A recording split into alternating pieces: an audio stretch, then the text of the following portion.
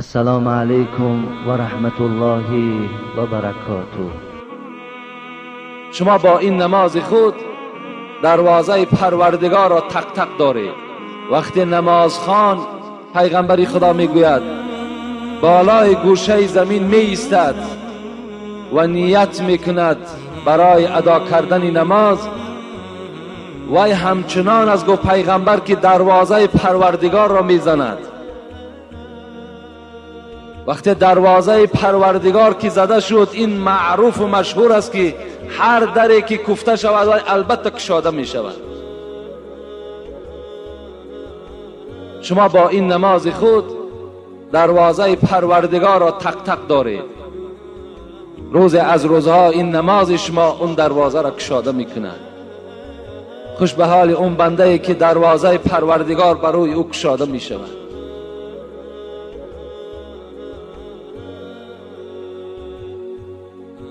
قال رسول الله صلى الله عليه وسلم أول ما يحاسب به العبد يوم القيامة من عمله صلاته فإن صلحت فقد أفلح وأنجح وإن فسدت فقد خاب وخسر. پیغمبر خدا میگوید ای بندگان خدا، روز قیامت وقتی که شما زنده گردانیده می شوید، اول ما یحاسب به العبد، اولین محاسبه شما، اولین حسابات عمر شما از نماز سر می شود. از بنده پرسیده می شود آیا نماز در دنیا خواندی؟ فإن صلحت، پیغمبر خدا میگوید وقتی که اگر نمازهای شما با صلاحیت باشد، یعنی نماز باشد که تو از ذوق خوانده باشی، از شوق خوانده باشی، نماز باشد که از برای خدا خوانده باشی، فقد افلح و انجح. پیغمبر خدا گفت که این انسان وقتی که از حساب نماز که اگر نجات یافت، دیگر آینده حسابات این بنده نیک می شود، آسان می شود. ولکن در دوام حدیث پیغمبر گفتند اگر گفتند و این فسدت، اگر نماز باشد که نه برای خدا باشد، نماز باشد که تا که مسجد روم برای وقتی خدمت گذرانیدن، یا رفتن نماز خانم تا که مردم مرا گوید که نماز خواند، یا در بین مسلمان ها در آیم و نگاه کنم که کنی اون داملا چی میگوید، رفته در اداره های دخلدار خبر دهم و روم سیاه کنم در دنیا و در قیامت که هر روز از این مسجد ما هر سخن ها میبرند، هر روز. الان که الحمدلله اگر این سخن های ما را حقانی برده رسانند، برای ما مکافات میدهد حکومت.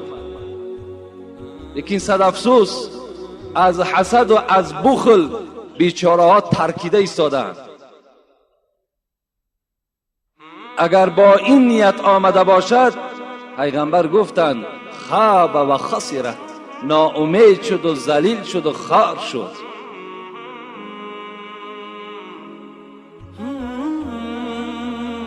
نماز این هدیه معراج است. نمازی که پیغمبر بهر ما و شما آورد، این از معراج آورد. سبحان الذي اسرا بعبده لیلا من المسجد الحرام الى المسجد الاقصى. سوره اسرا. پاک و منزه و بی‌عیب است آن پروردگاری که سیر داد بنده خودش را، یعنی محمد را، لیلا من المسجد الحرام الى المسجد الاقصى، از قسم شب از خانه ام هانی، از مسجد حرام، از مسجد مکه مکرمه به مسجد اقصا به فلسطین برد. چه مبارک پیغمبر نصیب ما و شماست که این گونه سیری که با این گونه بنده خود خداوند کرده است به هیچ پیغمبری نکرده است. شب برنشست از فلک درگذشت، شب برنشست از فلک درگذشت، و تمکین و جا از ملک درگذشت. در یک شب نشستگی پیغمبر تمام فلک های دنیا را گذشت. تمام این 7 طبقه آسمان و زمین پیغمبری خدا گذشت رفت. با تمکین و جا از ملک درگذشت. ملائکه مقرب ترین درگاه الهی حضرت جبرائیل، آن موضعی که محمد صلی الله علیه و سلم طی کردن، جبرائیل رفته نتوانست. حتی گفت لو تقدمت شبرا لاحترقت. محمد این جانبش حق توست، اگر من یک وجب پیش روم هر آینه این 600 بال من می سوزد. اون جانب حق توست. خداوند چگونه محمد را مکرم ساخت، چگونه امتی او را عزیز شمارید. سعدیه میگوید مگر آدمی نبودی که اسیر دیو ماندی، مگر آدمی نبودی که اسیر دیو ماندی، که فرشته راه ندارد به مکان آدمیت. ای انسان میگوید تو چی قدر داری، چی منزلت داری،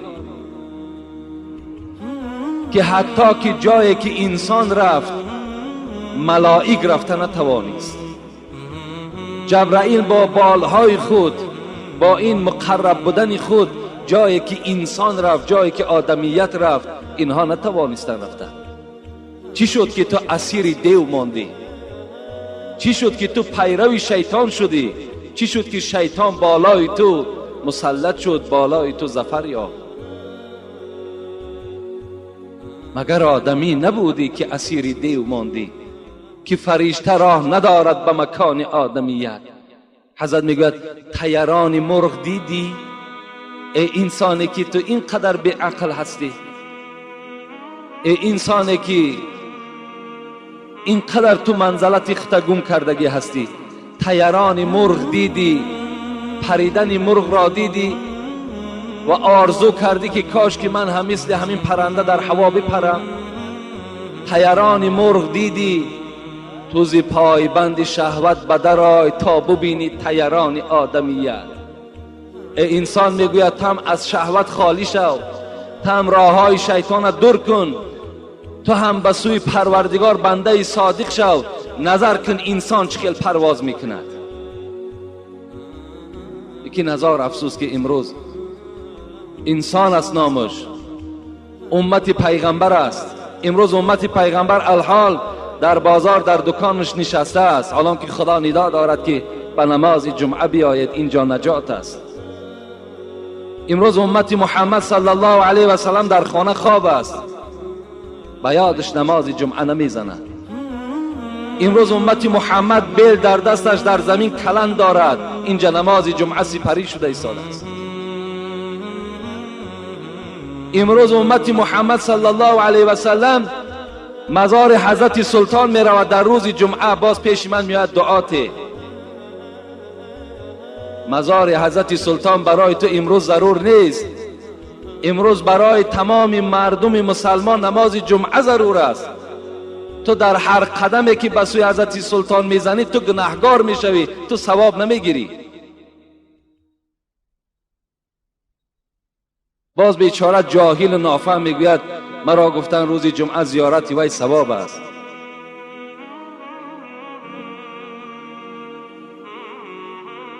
این نماز هدیه معراج است.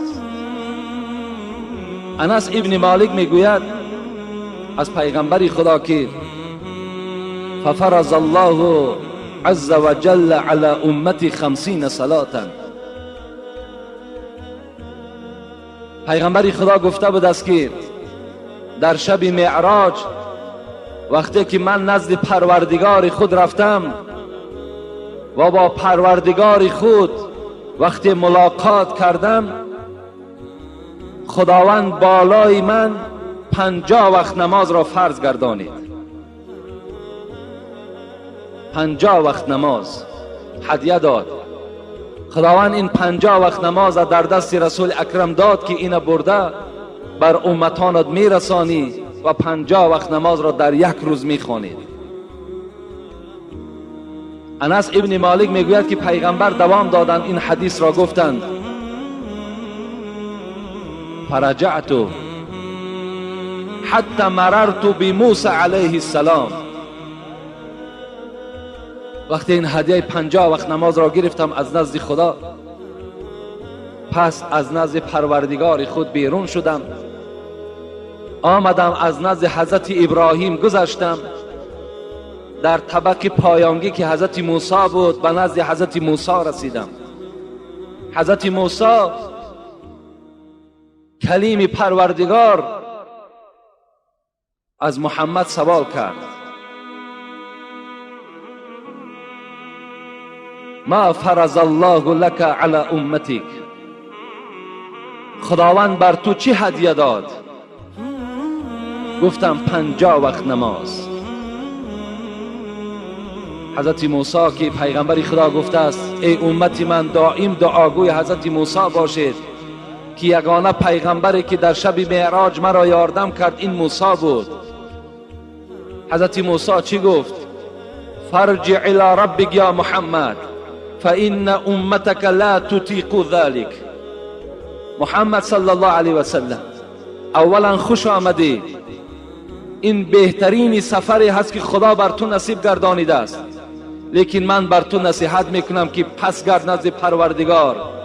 50 وقت نماز این خیلی زیاد است، امتی تو طاقت 50 وقت نماز ندارد، پس بگرد. فرجعت فوضع عنی شطرها. پیغمبر خدا میگوید وقتی موسی که این سخن گفت من هم 50 وقت نماز داشتم، نزد بنی اسرائیل پیشنهاد کردم، امتان من عاجز آمدند، همه گناهگار شدند. از این خاطر از تو برادر محمد طلب میکنم نزد خدای خود برو و این نماز را بگو که به کم عددش کم کند، زیرا امتی تو طاقت ادای این ندارد. رسول اکرم میگوید گشته آمدم نزد پروردگار، زاره و تولا کردم، خداوند از من 5 وقت نماز را بخشید، در بعض روایت 10 وقت نماز را بخشید. فرجعت بذلك قلت یا موسی وضع عنی شطرها. آمدم نزد حضرت موسی گفتم موسی برادر، خداوند از من 5 وقت نماز را گذشت و 45 رسانید. حضرت موسی چی گفتند؟ ارجع الى ربی فاسأله التخفیف. محمد صلی الله علیه و سلم باز پس گرد، زیرا که 45 وقت نمازم این نماز زائد است، از پروردگار تخفیف طلب کن، سبکی طلب کن، باز کم کنه. پیغمبر خدا میگوید بازگشتم نزد پروردگار خود، فلم ازل ارجع بین رب تبارک و تعال و بین موسی علیه السلام. پیغمبر میگوید که من بین موسی و بین پروردگار خود 9 بار نزد خدا رفته آمدم، 9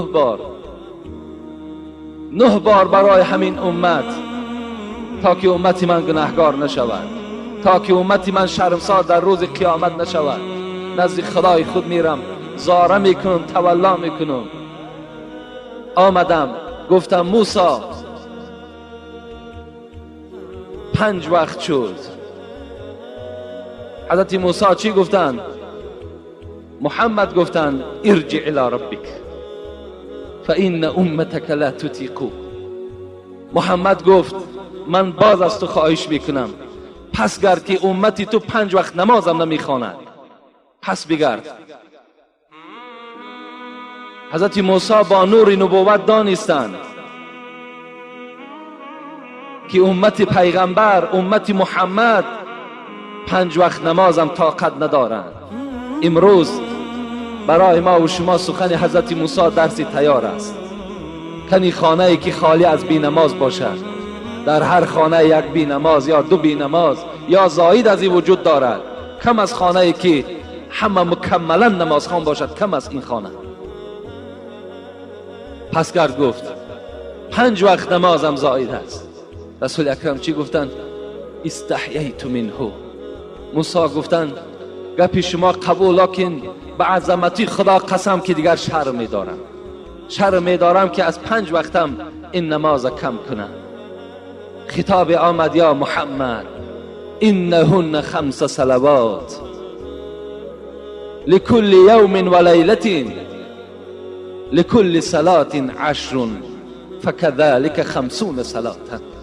میگه صدای آمد که ای محمد حبیبی من، رو گفت پایان رو، دیگر پیش من نیا. این 5 وقت نمازی که بر ذمه تو ما فرض گردانیدیم در یک شبانه روز، تصور کن که در هر یک نمازش 10 نماز ثواب داده می شود و برابر می شود به همون 50 نمازی که من در اول در ذمه تو فرض گردانیدم. 5 وقت نماز کدام بنده ای که می خواند تصور کند که همون 50 وقت نمازی که هدیه‌ای که خداوند به پیغمبر داد، ثواب همون ما و شما نائل می شود.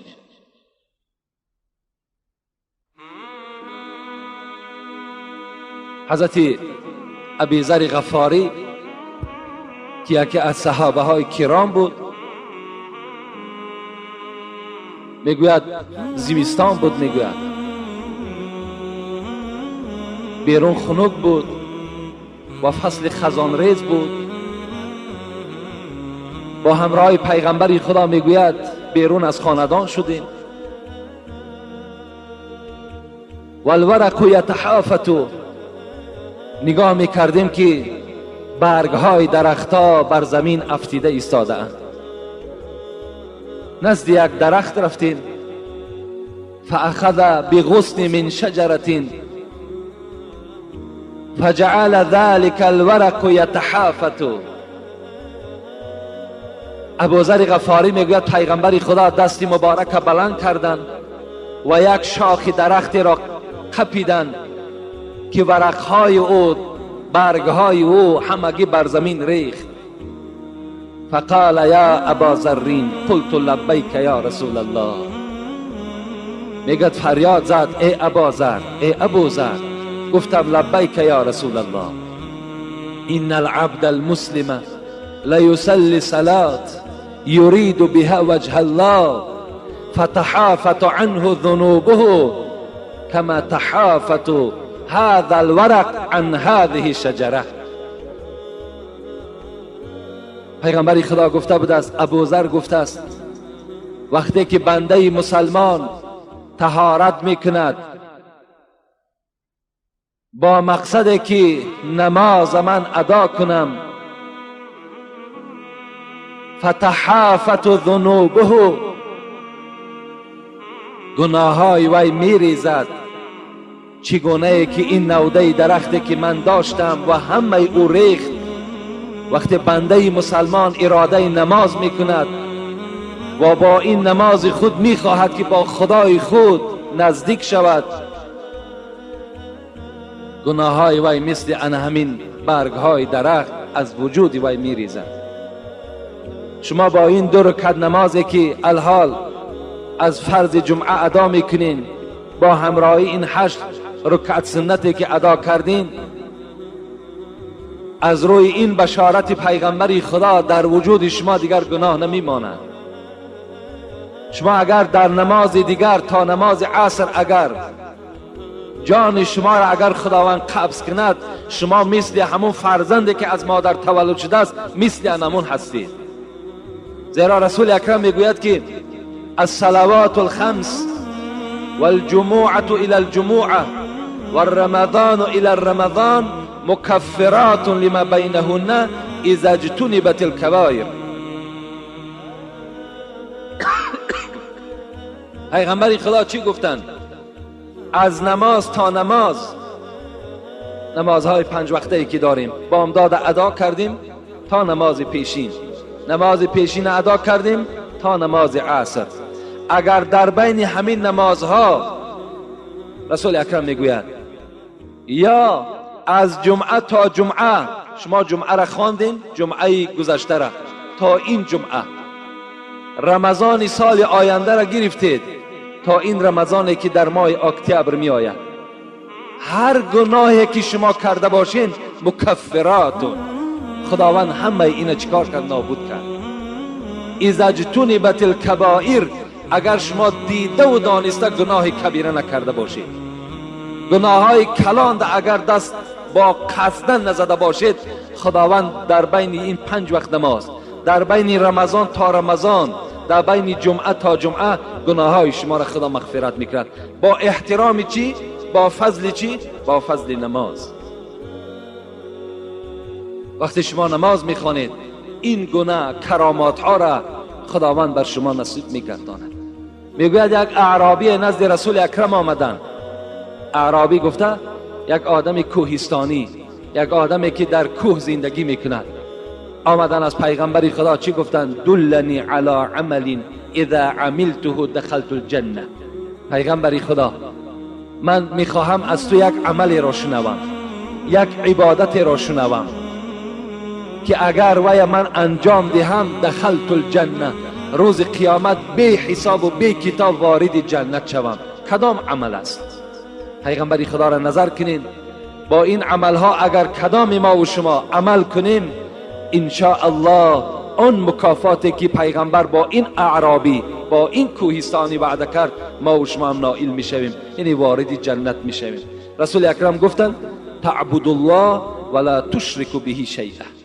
یکم گفتن ای کوهستانی، ای اعرابی، اگر تو خواهی که روز قیامت بی حساب و بی کتاب وارد جنت شوی، به خدا شرک نیار، به خدا شریک میار، مثل که نصرانی ها میارن، مثل که حضرت عیسی را در ذات خداوندی پیوست میکنن، مثل که مادر عیسی را در ذات خداوندی پیوست میکنن، که امروز اکثر امت پیغمبر ما و شما را میخواهند که با همین دین منسوخ شده، با این دینی که فعالیت او قطع شده است، ما و شما را به این دینی که عاقبتش خاری است، دیگر نجات ندارد، میخواهند که ما و شما را گمراه سازند. به خدا قسم، شما اگر از گرسنگی از دنیا وفات کرده گذرید، این برای شما شرف است از آن که به دین نصرانی شما میگذرین. شما در دنیا هم شرمنده هستین، در عاقبت هم شرمنده هستین وقتی شما در دین نصرانی داخل میشوید. بی نهایت احتیاط کنین، علل خصوص همون میکرویون هایی که هستند، بی نهایت تبلیغشان زیاد است. برادرای عزیز فریفته نشوین. اگر توانستین از نزد ویهم ایمان نیستن، اونا در نزد مسلمان قدر ندارن، اونها را می توانین به ضرب زدن و کوفتن از همون محلتان دور کنین. اونا دین فروختگی هستند، اونا جاسوس های همون مردم یهود هستند. اونا را شما با طریق اولاد در هر یک چپلاکی زدگی شما انشاءالله در نزد خدا هزارها ثواب شما صاحب می شوید. اونها را به گپی خوب هیچ وقت جواب ندهید. اون بدبخت ها حتی سوا، حتی همین قدر سخنی خوبم ندارن. رسول اکرم میگوید یکم چیزی که شما را فردای قیامت وارد جنت میکند، این شریک آوردن در ذات خداوندی است. خداوند این بی شریک است، بی مثل است، بی مانند است، وی ذات ندارد. برای ما و شما همین سوره اخلاصی که میخوانیم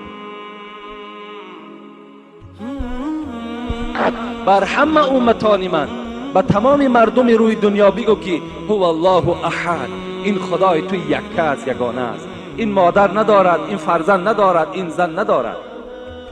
الله الصمد، این پروردگار تو بی نیاز است، هیچ حاجت ندارد. لم یلد و لم یولد، کسی را نزایید و از کسی هم زاییده هم نشده است. ولم یکن له کفوا احد، این پروردگار تو با این قدرت خدای تو هیچ قدرتی دنیا برابر شده نمیتواند. این صفت پروردگار ما. یا شریک آوردن مثل سنگ پرستی، مثل آفتاب پرستی، مثل ستاره پرستی، مثل درخت پرستی، اینها یکی از شرک های خیلی عظیمی هستند. امروز یک برادر در من سوال تعجیلی کرده است که تومار ردنامه در بند دست هست، چه حکم دارد؟ برادر عزیز، من صدها بار گفتم اگر توماری که در وی آیت قرآن نویسانده باشد در این عقیده اهل سنت و الجماعه است، باکی ندارد. لیکن بر شما باز میگویم اون ردنامه هایی که اصلا ردنامه هر سخن های بیهوده و بهوده بسیار دارد، ردنامه شا دور کردن در کار. و اینها ما و شما اعتقاد نکنیم، کرخط میکنیم. کرخطش چی است؟ میاییم برای دل شما، ما هم گناهگار میشویم. کرخط از اسلام نیست. توبه میکنیم در گردنها یک بند دیگر کشوال، اونا فایده ندارن. اینا گپی سخن کتاب، سخن خدا هستند. مرحمت اهل همین جمعیت ما نزد تمام داملاهای همین تاجیکستان دور گردین و نام او را در کاغذ نزد من روان که کنی کدام همونها به شما فتوا میدهد که شما توبه کنید، شما کرخط کنید. هیچ کدام اونها به شما این فتوا را نمیدهند. اونها میدانند. یا این سنگ پرستی مثل همین موره چشمی، موره های چشمی که شما در بند دست های کودکان میکنین، در گهواره ها میبندین برای چشم. اینا چشم راه نمیگیرند. العین حق، چشم تاثیر دارد لیکن موره چشمی وای نمیگرداند. یک برادر بر من خبر داد که در مسجد جامع دوشنبه همون خارهای کلانی که هست در نزد دروازه مسجد زدگی است. برای چشم به دست داملای وای میگد بیچاره وای کور است. او داملا نیست، وای جاهل است. وای شرکی در خدا کرد، از خود درک ندارد. چشم چی میگرداند؟ شما سوره های قل اعوذ برب الفلق، قل اعوذ برب الناس و خوانید، در دست ها دم کنید، در تمام بدن شکید، انشاءالله شما را هیچ چشم دیگر دایره نمیکنه. این خرافات ها را ترک کنین. بیزار شدیم باور کنین، مانده شدیم. بی نهایت خرافات های کلان است. یک برادر یک شب در اینجا در حضور همین ها ساعت 10 شب است، در یک مشروطه پر از آدم بیچاره خواب دارن، مانده شدن. کجا می روین؟ حضرت سلطان می روین. این جان هم به شما حق دارد، این اعضاها هم به شما حق دارد. اون گوسفندی که در اون نزد اون بزرگوار کسی میکشد به نام بزرگوار، وای حرام است، وای حلال نیست. اون گوسفندی که شما اونجا میبرین، اون قدر بنزینی که در اونجا صرف میکنین، اگر مقصدتون ثواب باشد در مسجدها و در طالب علما و در همسایه ها صرف کنین، اونجا ثواب میگیرین.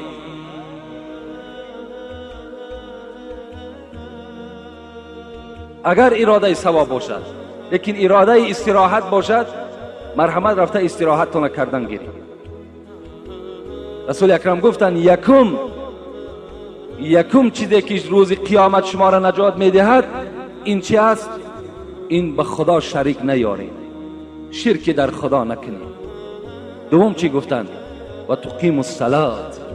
ای اعرابی، ای کوهستانی، دوم وظیفه تو این است که 5 وقت نماز ادا کن. نگو من در کار مشغول هستم، نگوی که من وابسته مصیبت هستم، نگوی که من بیمار هستم. در همه حالت در گردن تو نماز فرض است. 5 وقت نماز ادا کن. و تؤتی الزکات المفروضه. سیوم عملی که تو را گفت ای کوهستانی، پیغمبر گفتند وارد جنت میکند این مالدار باشی، از مالت زکات بده. و تصوم رمضان.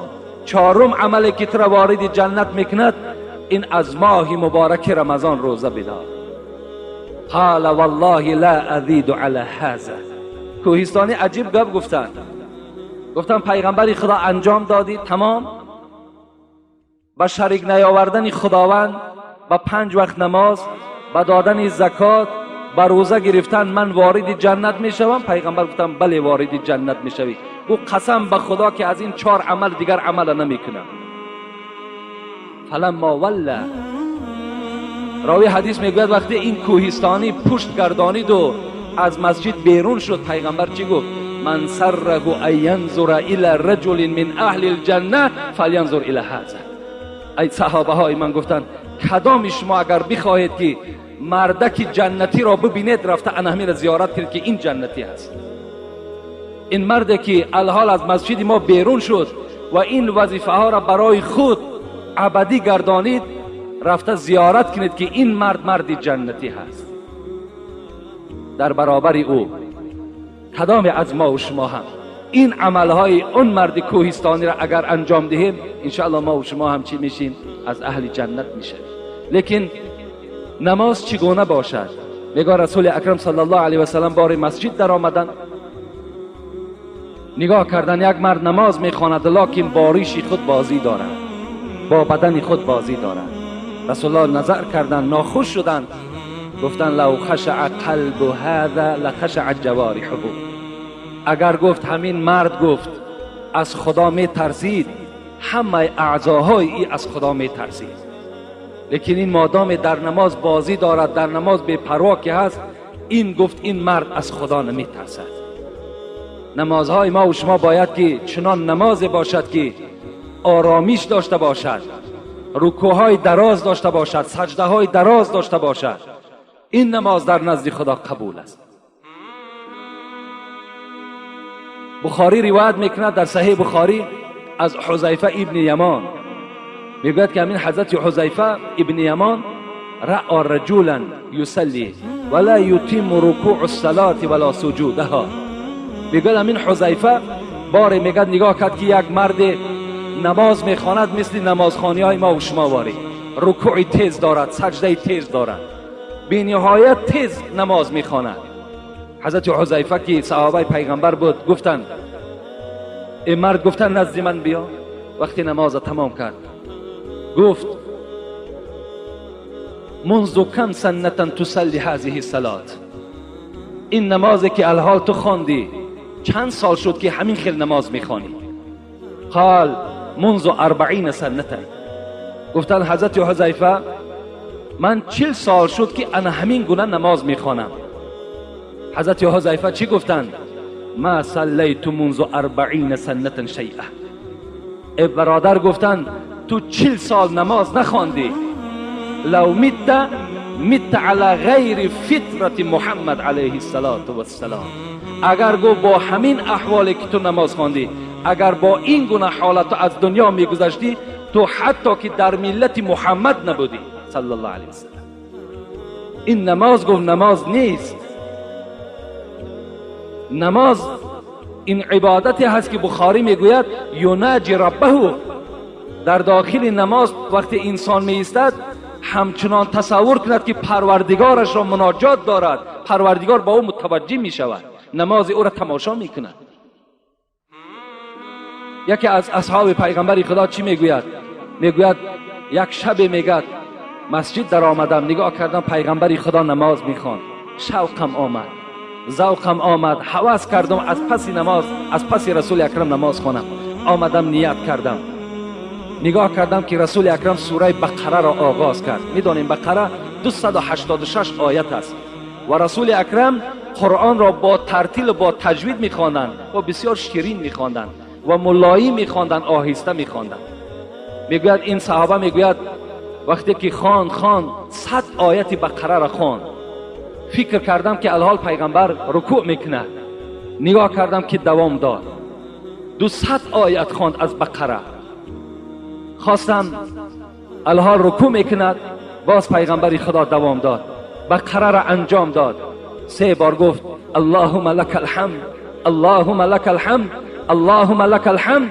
پیغمبر گفتن و باز فکر کردم صحابه میگوید که الحال رکوع میکند، رسول اکرم میگه در آل عمران در آمدن، سوره آل عمران در آمدن. آل عمران 200 آیت است.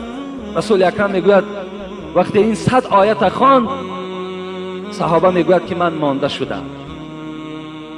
شدم، نماز سلام دادم، از نماز بیرون شدم. لیکن رسول اکرم نظر کردم آل عمران خواند 200 آیت، بعد آل عمران باز گفت اللهم لك الحمد، اللهم لك الحمد، اللهم لك الحمد. در سوره مائده در آمد. سوره مائده 120 آیت است. حضرت 120 آیت میگه خواندن، بعد در رکوع رفتن.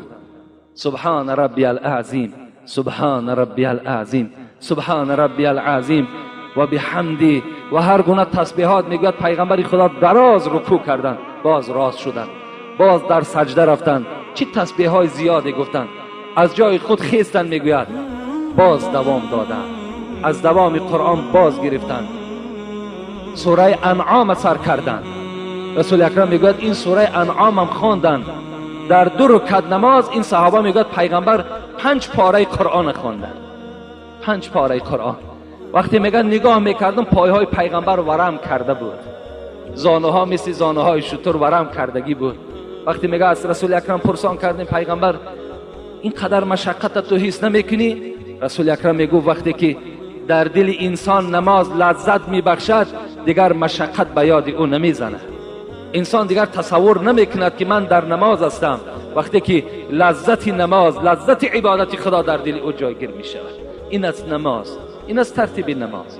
باید ما این گونه البته نماز خوانیم. حضرت عروه رضی الله عنه را حکایه میکنند، خدا رحمت و مغفرتشان کنه. حضرت عروه فرزند زبیر بودند.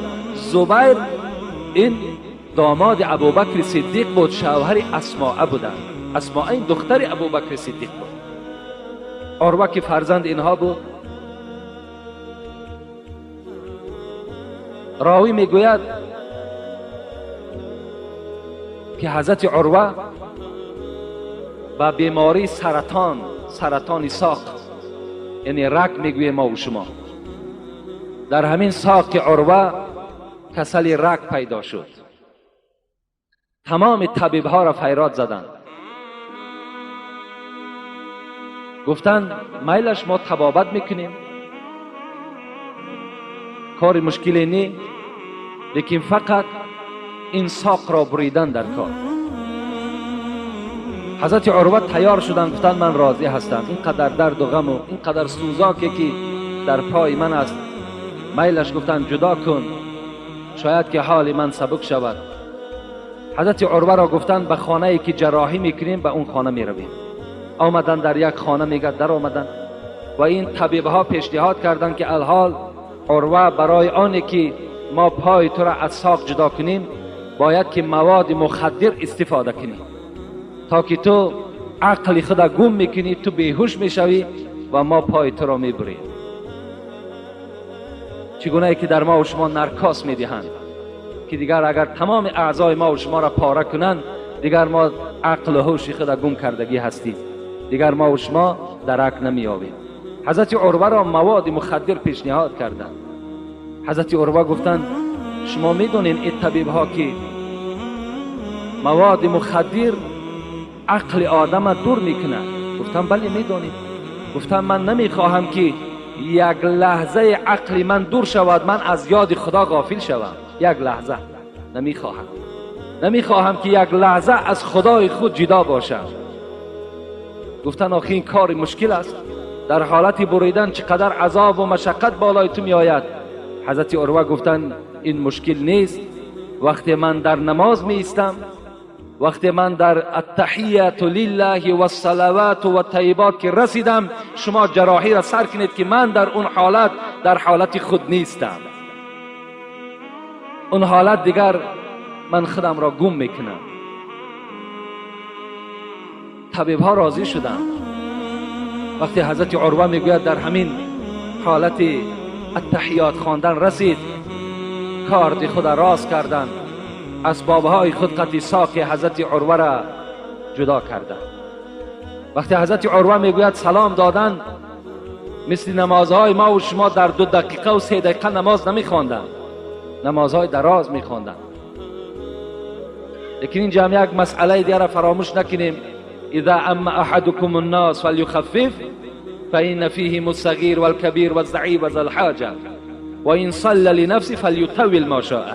پیغمبر خدا این یک مسئله است که این هم نگفته نمانیم، مگر که امروز که بسیاری برادرای ما و شما میگوید یعنی از پی کار هستند، بیمار هستند، صاحب حاجت هستند، کودک هستند، از این خاطر در ذمه هر یک امام این واجب است که نماز با طرز سبک خواند، یعنی تا که به مردم گران نیاید. گفته این دلیل ما و شما هست، این حدیث پیغمبر خداست.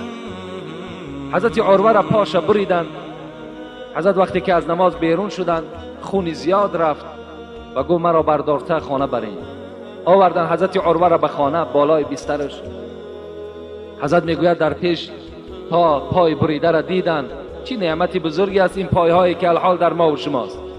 صد افسوس که این پاها را ما و شما چی در راه باطل صرف میکنیم که همه اینها در روز قیامت گواهی میدهند. حضرت عروه میگوید با یک چشمهای همون نرگسین خود میگوید بر همون پای بریده شده نگاه میکرد.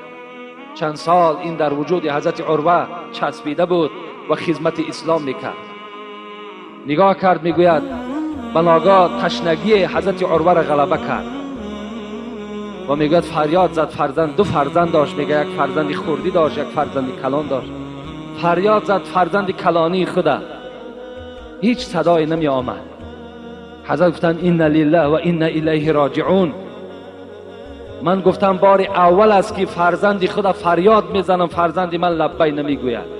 چه حادثه شده باشد؟ کنی بیرون خبر گیرین. در حالت میگه دویده آمدن، گفتن عروه گفتن الحال امو فرزند کلانی تو بالای بام برآمد، برای چی کاری خانه؟ بناگاه از بالای بام بر زمین زد و جان به حق تسلیم کرد. دو مصیبت بالای حضرت عروه، این جانب پای بریده شده، این جانب فرزند کلان از دست داده شده. حضرت چی گفتن؟ گفتن پروردگارا، با این فرزند خورده که به من باقی است و با این یک پایی که در من است، هزارها شکر به سوی تو. هزارها شکر که یک پای سالم دارم و یک فرزند زنده دیگر دارم. و هزارها شکر به سوی تو ای ذاتی که این نعمتی که در من چسبیده بود جدا کردی و این میوه دل مرا کندی. هزارها شکر به سوی تو. این گونه نمازها داشتند که در نماز اعضای او را میبرند و درک نمی‌یابد. چگونه نمازهای صادقی داشتند، چگونه نمازهای شیرین داشتند که خداوند از حساب این نمازها اونها را خیلی ثوابهای زیاد عطا میکند. ابو اسحاق سبعی را که محدثین میگن اهل محدث بود، میگن وقتی که سین سالش به 100 رسید، 100 ساله بود، موی سفیدی 100 ساله بود، میگن در 2 رکعت نمازش 2 پاره قرآن میخواند. سوره بقره با آل عمران در 100 سالگیش میگد ادا میکرد. باز به سوی خدا غمگین میشد که ای پروردگارا، چی نماز کمی، چی ذکر کمی به سوی تو انجام داد با 2 پاره قرآن. از این خاطر از همه شما برادرای عزیز خواهش من این است که از نماز جدا نباشین، زیرا نماز این مغفرت گناه شما است. حضرت ابو هریره میگوید که سمعت رسول الله صلی الله علیه و سلم یقول ارأیتم لو ان نهرا بباب احدكم لو يغتسل في كل يوم 5 مرات هل يبقى من درنه شيء؟ قالوا لا يبقى من درنه شيء. قال فكذلك مثل صلوات الخمس يمحو الله بهن الخطايا. این حدیث پیغمبر خداست که راوی این ابو هریره است. ابو هریره را پیغمبر چی گفته بود است؟ گفته است ای ابو هریره، اگر در نزد خانه شما گفته است یک دریای گذر کند، یک حوض گذر کند، تو در داخل این حوض در یک روز 5 بار غسل کنی، 5 بار آبازی کنی، هل یبقى من درنه شیء؟ آیا از چرک در بدن تو چیز باقی میماند؟ گفتن یا رسول الله 5 بار در یک روز وقتی من آبازی میکنم، البته از چرک در بدن من چیزی نمیماند. ما شما امروز 5 بار اگر آبازی کنیم، آیا در بدن ما چرک میماند؟ نمیماند. رسول اکرم گفتن که این است مثالی، گفته از 5 وقت نماز. اگر کدام شما گفته از 5 وقت نماز خوانیم، همچنان است که شما در دریای مغفرت آبازی کردید، در دریای مغفرت گناه شما غسل کردید و خداوند گناه های شما را چکار میکند؟ تازه میکند و پاکیزه میکند. انشاءالله من در باب بینماز چیزی به شما نگفتم و میخواهم که جمعه آینده کسانی که بینماز هستند اینها را چی وعید هست، چی وعیدهای سختی هست، بی نهایت وعید سخت است که ما در اولی صحبت گفتیم که نماز این فرق کننده بین مسلمان و کافر است، نشانه اسلام است. انشاءالله ما و شما آگاه میشیم که بی نماز در اسلام چی حکم دارد. خدا خواسته باشد جمعه آینده من به شما جواب میگویم. الحال اینجا یک سوال تعجیلی دادن، میخواهم جواب اینه به شما گویم. در جایی که وفات میشود شمع میگذارند یا دلیل میگذارند، این چی معنی دارد؟ البته امروز در جای وفات، در جایی که پدر ما میمرد، مادر ما و شما از دنیا میگذرد، برادر ما و شما میگذرد، در همونجا شم میگذارند، دلیل میگذارند. شما تصور کنین، من برای یک جواب به همه شما خبر میدهم که اولا این عملی نصرانی ها هست، عملی نصرانی هاست، عملی اسلام نیست. دوم این که به مجرد که شما همون شمعه در همون خانه یا دلیل وقتی که همین آتش زدین گریان کردین، همان زمان در قبر پدر تو هم آتش دوزخ علنگه میزنه. زمان درگیراندن او زمان همون علنگه آتش سوزاندن پدر و مادرتون میشود. اینو نکنید. این عمل اسلام نیست. حتی با پایهاتون به شته زنین او را نابود کنید. این از همون بدبخت ها هست.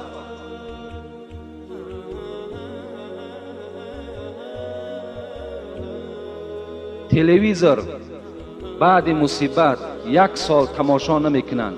این چی معنا دارد؟ اینش جایز است. در خانه ای که مصیبت شود، اولا خود تلویزور مصیبت است. تلویزوری که وقتی در داخلش اگر تربیه نداشته باشد، همون تلویزیون هایی که امروز از کانال های همون انتنه های برابری به ما و شما نشان میدهد، این تشویقات یهود است.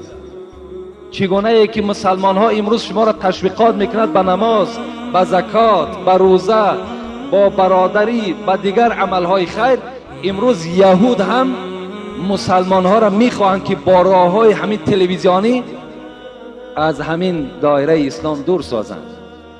مخصوص کانال ها کردند، کانال هایی که مردها به مردها میرسند، مردها به زنها میرسند، زنها به زنها میرسند. امروز هزارها مسلمان از جمعه میخیزد رفته و تماشا میکنه، در باقی میمونه. العینان تزنیان و زناهما النظر. پیغمبر خدا چشم ها هم زنا میکنند. زنای چشم این نظر کردن به همون صورت های پرنگرافی است. اگر شما همون کیناهایی که امروز یگان کینایی نیست که در داخل او به فحش و به فاحشگی باشد، اگر همون برنامه هایی که در تلویزیون ها می شود بیرون از مصیبت هم نگاه کردن اونها مصیبت است، شما گناهگار می شوید. لیکن در خانه ای که مصیبت می شود خوب می شود که 1 سال نه بلکه 2 سال تلویزیون تماشا نکنند. به نهایت ثواب کلان می شود. 1 سال نه بلکه 2 سال آموخت می شوند. ان شاء الله از همون تلویزیون دور می شوند. اینجا هم برادر در باب همون تومار و دیگر به ما سوال کردن که جواب شه. در دوام همون صحبت به همه شما خبر دادم. من بسیاری بار در باب همین مسئله زیارت های مزار گپ میزنم و بعض برادرها از من دیگر زل میفهمند. من شما را به پررگی از زیارت من نکردم. من نمیگم که شما زیارت نکنید، لیکن زیارت کنید با طریق اسلامی. اونا همه احتیاج به دعای شما دارند. آیا همین در کجای اسلام است که شما در درخت هایی که علل خصوص در قشلاق ها همون شهیدها و همون مثال گورستان هایی که هست، در همون درخت های لطبن میگویند، شما در اون لطن نبندین که شما نام خودتان در دفتر دوزخی ها داخل میکنید. انسان باید از اون درخت چی طمع دارین شما؟ از اون مزار چی طمع دارین شما؟ چی فایده است از اونا به شما؟ شما فقط دعا کنید که خدا رحمت و مغفرت چون کند. این است مقصد همون بیچاره هایی که در نزد ما و شما خوابیده هستند. و من میخواهم که به اون جاهایی که شما زیارت میروین، چی شاه یکاشه میگیم و چی شاه خاموش میگویم و چی حضرت برق میگیم که وای امت عادی ترین پیغمبر از حضرت برق بالا است، امت عادی ترین محمد. یک نمازخوان امتی که در مسجد ما هست از حضرت برق بالا است. خدا در قرآن میگه کنتم خیر امت اخرجت للناس. ای امت محمد فخر کنین که شما از همه امت دنیا بهتر و افضل هستید، از همه امت پیغمبرهای پیشین، چه از برق باشد چه از دیگرش باشد، شما بهتر هستید. عادی ترین نماز، عادی ترین امت محمد از حضرت برق بالا هستند. این خدا در قرآن میگوید. شما برای اونی که اونها را زیارت میکنید یک عالم زنده را زیارت کنید، ان شاء الله ثواب میگیرید، ثواب زیاد. اگر در هر قدم او 1 ثواب باشد، در عالم زنده 100 ثواب است. از عالم زنده شما 1 بهره میگیرید. اونقدر مسافه هایی که طی میکنین، عذاب میکشین، اگر شما اراده باشین که این راه در شما باز درجات میبرین، انسان درجات نمیبره. این سخن خداوند است، سخن کتاب است. اگر کدام شما قانع نباشین، میتونین با طریق خطی از سندها و کتابهایی که دارین به من خبر دهید. السلام علیکم داملای عزیز. ما دو برادر اسلامی میخواهیم که نام خود را عوض کنیم. یکی اشان کامل به نام ابوبکر شدند، دیگرشان خورشید بودند به نام عبدالملک شدند. خوش به حال این برادرها که رسول اکرم میگوید احب الاسماء الی الله تعالی ما تعبد له. بهترین نامی هست که در اولی نام عبد داشته باشد.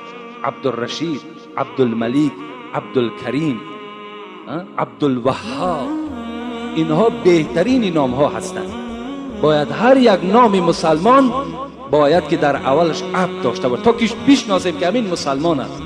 امروز مسلمان های ما نام های نصرانی ها را ماندستند. بیچاره یگان مسلمان از دست نصرانی روز ندارد، امروز نام اونها را ما گرفته در نام های فرزندامون میگذاریم. کنی یگان نصرانی، یگان یهودی نام شما را میگذارد؟ نمیگذارد. برای اونها این یک بگیم کاری پسترین است که نام مسلمان در نام بچه خودش بگذارد. شما هم البته عکس همونها رفتار کنید. خوش به حال اینها. خدا هر این برادرها را عمر دراز و تن صحت و سزاوار این نام هایی که خودشان گذاشتن خداوند سزاوار به این نام ها بگردانشان. آمین یا رب العالمین. برادر ما فردوسی 10 سامانی در حق پدر و مادرم دعا کنید از خدای مهربان پدر و مادر این فردوسی را رحمت و مغفرت بگردانی، روحشان شاد و قبرهاشون خدای مهربان پرنور بگردانی و اگر زنده هم باشند خدای مهربان عمر دراز و تن صحت نصیبشان بگردانی. و برادرمانم عالم جانم 10 پلس برای همین نمازخانه ما و شما آوردن. این برادر عالم جان چند بار شد در این مسجد ما و شما خدمت میکند. خداوند این خیر احسانش به درگاهش قبول بگرداند و هر یک نمازخانه که در بالای نماز در بالای این پلس ها نماز میخواند خدا ثواب اون نمازها را در نامه اعمال این عالم جای بنده خودت خداوندا کتابت کنی. آمین یا رب العالمین. السلام علیکم داملای حاجی میرزای محترم. فرزند من همینی بیمار بستری هست، در حق وی در نماز جمعه دعا کنید.